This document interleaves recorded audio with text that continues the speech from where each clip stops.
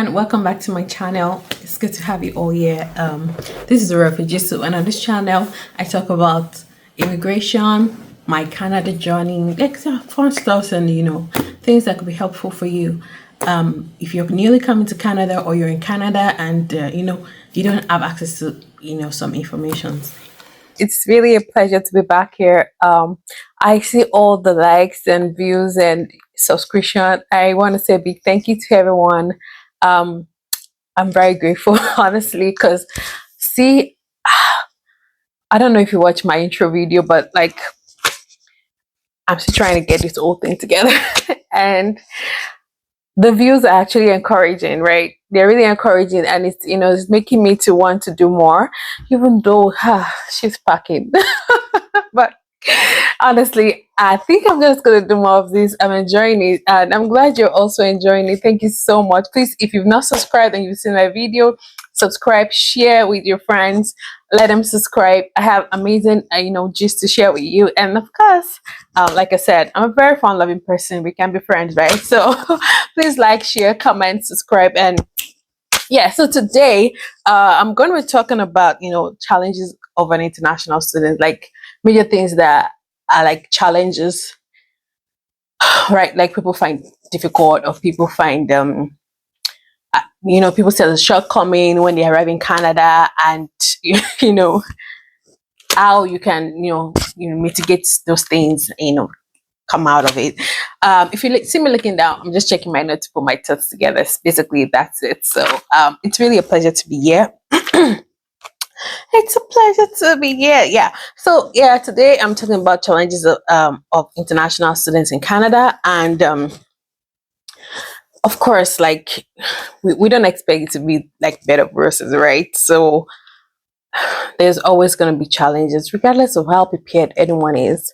When you get into a new environment, like it's entirely different from where we're coming from, and honestly, even where you're coming from, there are challenges, ain't there? So yeah, the major challenge that I know that people are talking about in recent times are the changing policies. Gosh, I think I'm on a group that people say like the immigration minister is just changing policies like every AK market days. And it's so funny, like today you're hearing something, and then in the next 5 days you're hearing another thing, and everything has just been like like rolling and rolling and rolling in since like January.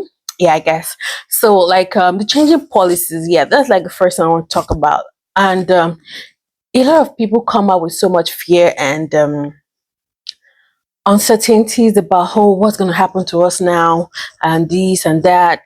I know, like, right, these changing policies are there, but Ella Fokobale. I'm sorry if you don't understand what I mean, but like Ella Fokobale, you're already in Canada, and there are several ways for you to you know hack into this system, get settled in Canada if you're attentive, patient, prayerful, and optimistic. Like optimism is very important. Like I know these policies are there. I get mails, like I get WhatsApp chat from people like, what will I do? I only have 1 year left. What will we do? Do you think we should still come to Canada? Like I know these policies are there, but see, amid these policies, people are still getting 3 year postgraduate work for me for 1 year. People are still getting their visa approved. They're still getting their study permit visa approved. They get their visiting visa approved. People are getting things done. People are getting jobs. People are getting nominations. People are getting PR. Like in my church, I think last week or 2 weeks ago, like 3 or 4 people shared testimony on getting PR on 1 year arriving in Canada. Yeah, I intend to make a video on how you can do that as well. But like things can happen for you. So don't you ever think that, these things are gonna come for you and then you'll probably be deported back to your country. No. Just rule that out. Just rule that out. Be optimistic and think of how you can, get the in-demand jobs, get hack into the system, enter the pool for category based, and that we have experience in, put it in, look at how you can apply for nominations. There's several things that can work, honestly. Like if you have a full-time job like in Ontario, you can get like an Ontario nomination, which is like a non-expensive way. And these things are just like, as long as you're in Canada, even if you're just planning to come, honestly, there's gonna be a way. There's always gonna be a way. Yeah. So that's always my watchword. There's always gonna be a way. Like, it's gotta happen for us, right? Okay, yeah. And yeah, secondly, cost of living. Yeah, of course, due to economy, crisis and stuff like that here and there, cost of living is increasing. I totally understand that. Like, sometimes it's not even what you envisage that eventually that's what meet in Canada. Understandable. But you're here already. What can you do about it? There's nothing you can do about it. But can we make a way out of it? Sure, we can. So there's several things you can do, like for cost of living, housing. If you're a single, I don't see why a single should want to, get a private apartment, like a basement. They have to pay like 1,000, 1,500, or you have to pay like so much. I don't know how much, maybe it's affordable in other provinces, but like you can get an apartment like I have a friend, like a couple of friends that were put together. They got a house, a 5-bedroom house, and they were paying like 550 thereabout or 600 each. So these are ways you can cut costs on housing and of food, grocery store. Like some churches, like I'm not saying you should be going from church to church, but they understand what is happening and they support. Like when I newly came, I was constantly given rice and vegetable oil in my church, and like one is just enough for me in a month. And it's not like I don't have the money to buy it, but if we can save on it at the meantime, because then we don't even have a job, why not? So like we saved on that. And so when I arrived, my aunt told me about this app, Flip. So it has all these flyers that I usually get in your mailbox. So, yes, I don't know if everybody gets it, but I usually get it in my mailbox. But I still have the Flip app, so I don't have to go to the flyers or the hard copies that are being sent home. I just check through. I price match some. Like there's several deals that this grocery store do every week. I go to No Frills, I go to Food Basics, I go to Freshco. I compare. Like for example, I want to buy grapes and it's $1.99 somewhere, and then I got somewhere it's $3.99. I can price match. Just show them on your phone, and then you get it for less. Yeah, you're going to pay me for that. So like you can price match. You can get really good deals every week. Like so, if you think like you need something, you can plan ahead. I used to buy eggs in bulk. Like when I'm getting 18 piece of egg for like $4. I buy like four, which is gonna last me for a whole month. So like instead of me buying the same quantity of $8 somewhere else for like $7, $6, I'm saving like $2 on like four, and that's like that's some sort of savings. Like you can save on those things like that by checking out deals on all this in all the stores, and yeah, basically check out deals on all the stores. And I've talked about housing, feeding, and yes, several for phone bill, because like that's constant. Not like where we came from. Like once you get your SIM, that's it. No, of course you have to pay monthly for your SIM. In Canada, look for the cheapest. Although what I found out, the cheapest is not usually the best, especially if you commute. Like I work out of London, and some people say they don't have network, and I've never had any issues with having network at work because the mobile provider I use cuts across Canada, and I've never had issues. When I went to Sanya, sometimes my friend was like, "Oh, they don't have network." Like, just look for a provider that cuts across Canada. It might be cheap, but at long run might not pay you. So, like, I think I pay $50 a month for what I do. So, yeah, that's constant. You just have to find a way to, manage around that. So you can cut on cost of living by doing several things. Some people utilize food bank. Yeah, you can utilize food bank if you arrive. Just check for your food bank in your locality. I think you can only utilize in a month. As a student, if it's just you, you can, right? Why not? If not, okay. So housing. Yeah, I talked a bit about housing, but like, if you have a family, like I came with my family, and having to get an apartment was a big deal because they were asking for credit score, blah blah blah blah blah blah. And eventually, what helped me was I got a sublease from someone, so I didn't have to go through all that process. But I knew people that had to go through all that process. They had to get a guarantor, and there was just like high came housing, like when we arrived, my friend, met someone in an apartment, and the person was paying like 1,300. And by the time the person moved down, we are going to give it to her. Oh, increase to like 1,800. I'm like, what? 500?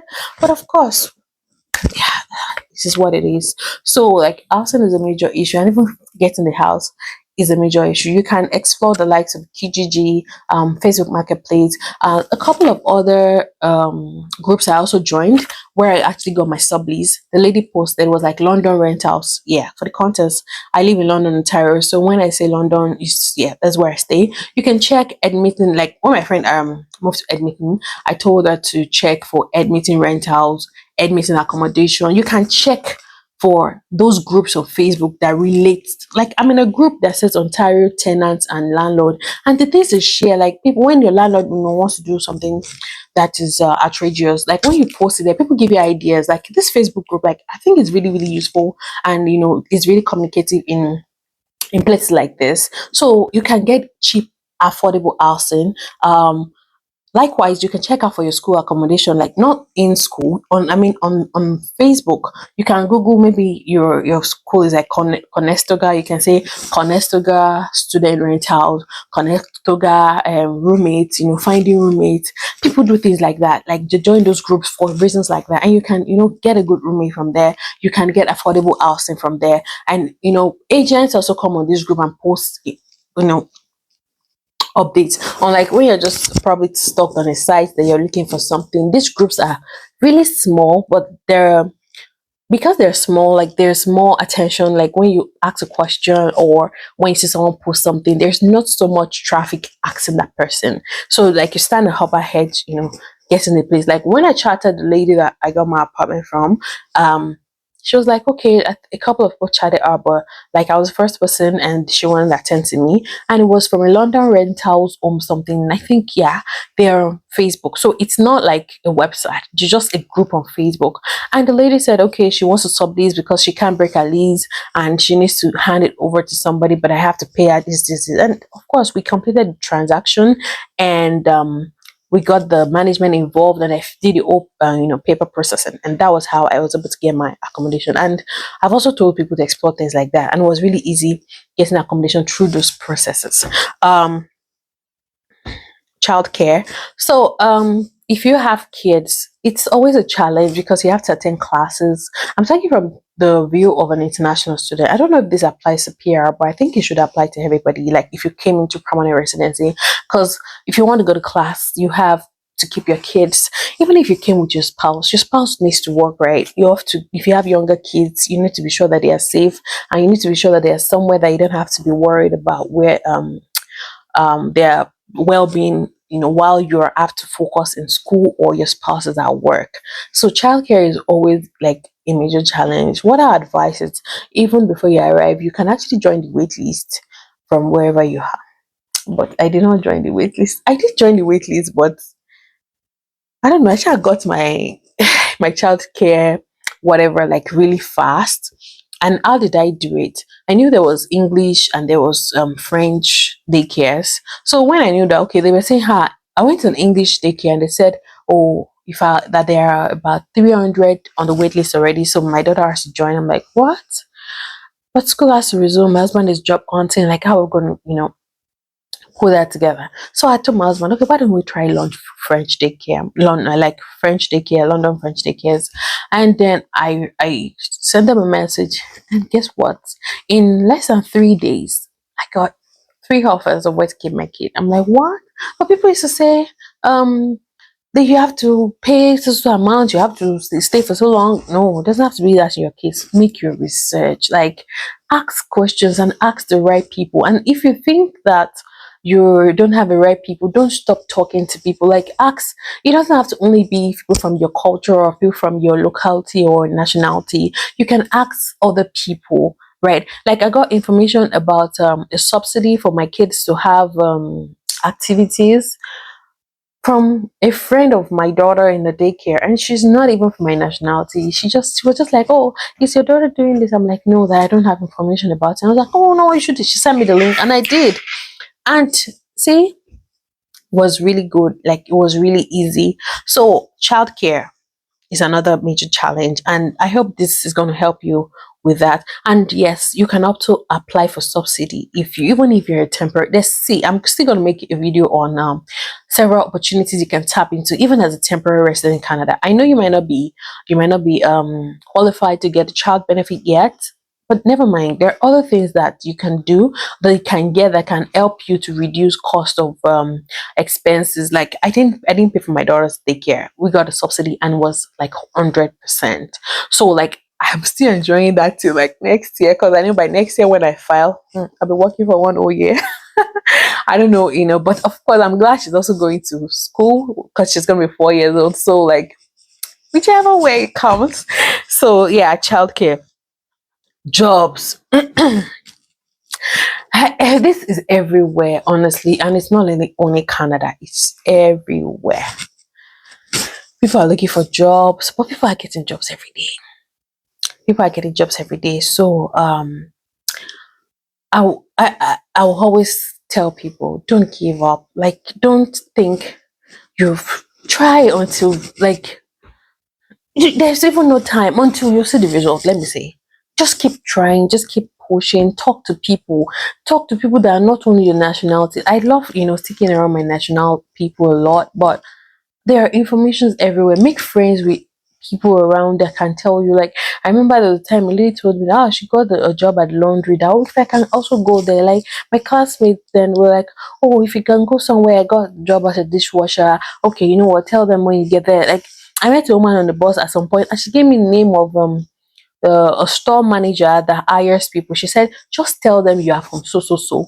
And I'm like, okay, I don't want to do the job, but I gave a couple of people, and the guy attended to them and said, okay, when he has openings. So like, talk to people, research, search online, check website, make cold calls. Like, make sure your resume is catchy. Don't put irrelevant experiences. There's some things that you have to like pedal down. I know, like people from my home country, you people.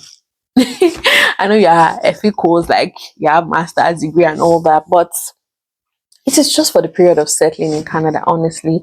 Nothing more. So see how you can pedal down on some things and see opportunities that you can get in that regard. So and be open to in-demand jobs. Be open to any kind of job.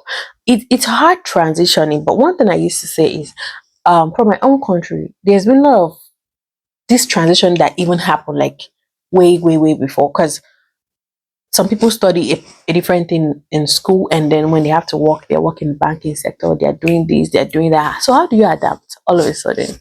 So the same thing can apply here. And there's this thing that was really annoying when I came to Canada. All these videos, you see people saying, don't work in healthcare. How do they put it? And those things literally get in your head. Like you make up your mind that, okay, I won't get there and I'll be working in healthcare. But if healthcare is what is going to get you settled down, explore it. You don't have to directly work with clients. You can work in a retirement home as a dietary aide, a cook, a housekeeper. Like you can explore those options, right? And you get value for it. There's dignity in labor here from what I can see. You get this, same good money and things like that. So don't look down on anything. It is good to aim high. You want to continue your career progression, but honestly, taking a 3 years break for you to settle in Canada, for you to do something that is going to help you to earn, settle in Canada and make you financially stable, get your PR. Come on, it's not too much to sacrifice. So be open to transitioning between different skills, and honestly, you'll be glad you did. So yeah, these are major things that is very helpful in getting a job. And there are also several licensing that you have to do that can come in really handy. And come in really handy. That's gonna help you get a job, like forklift, security license, a couple of things like that that can help you to settle in Canada. Like my husband got a job now because he had a forklift license attached. Like the lady was like, oh, he was actually interviewing for another role, and by the time the lady saw his resume, was like, okay, you are a senior role, but I don't have a senior role. But instead of the general production, I think I have something a bit better, and the fact that I have a forklift license, and that was how I got, the job, and that was really helpful. So when you come in and people tell you to do these things, it's not because they want you to spend money. I know I'm an road to like I don't like to spend money, but these things can come in really, really handy for you, honestly, believe me. And there's some also hand skills. As much as I love hand skill, I always tell people make it a side gig. Don't make it your majority, especially when you're not a PR in Canada. Don't make it your majority. You need pay stubs. You need your pay stub. Even if you are earning minimum wage, $17, that pay stub would open a lot of doors for you. See, did I mention that you can actually get subsidy on your electricity too? I think I have to make a video of things you can actually get, like that would help you to reduce a lot of expenses. You can get, subsidy on your electricity if you have a pay stub, or they want to know your, income as a household, and with that they are going to assess what you can get, like several benefits. Oh my god, you don't we're not going to talk about that in this video. So but like these are things that can help you. So be open, be ready to transition, be fluid. I met a guy at some point, and the guy was like, is a fluid careerist. I'm like, what is that one again? And it was like, well, today I'm this, tomorrow I'm this. I enjoy open myself to new opportunities. But some people are just bankers from way home, and they're just thinking they're gonna come here and they want to remain bankers, they want to remain this, they want to remain that. No. Any job that can, especially in in-demand sectors, that can help you settle faster, jump at it. Like, don't even think twice. Don't think nobody see at the end of the day when you get paid, nobody knows whatever you did as long as it's legal. Anyways, but that's how it works here, and you're going to have fun, you're going to settle easy, you're going to enjoy being in Canada, and over time, within a short period, you'll be grateful you actually came here. Okay, rise in tuition. So I heard there was an increase. I already finished then when I heard that there was an increase in tuition, and a lot of people caught them unawares. They had to start borrowing to augment it. I don't know if it applies in several schools, but I think it happened in my college, and some people just had to, I think, about $2,000 increase, and that was totally unplanned with their expenses. So things like that. So like those are the major challenges that I feel like students encounter when they arrive here in Canada. And okay, maybe commute, right? Commute. Well, for students, I think your ID card gives you a pass. You can drive, you can go around the city for your 1 year, of study, or your 2 years. Your card can pay for the bus because it's part of a tuition that you've paid. But after then, you have to probably get a pass, and depending on where you're, like I'm working out of London, there is no bus system. I have to spend on Uber, and it was a whole lot because it was eating, like I'm like, what am I now working for now? So but yeah, I got a car recently. So I was so excited because I was like, God, winter is coming. How will I survive?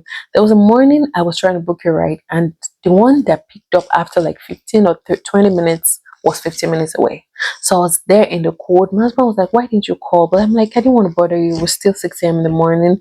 So like commute is another thing. So if you have the means, you can just buy something small to move you around, move your family around, and then you're gonna enjoy your startup life here in Canada. So if you really enjoyed this video, if you have any question, or you feel there's something I didn't address, please put it in the comment section. I'll be glad to answer your questions.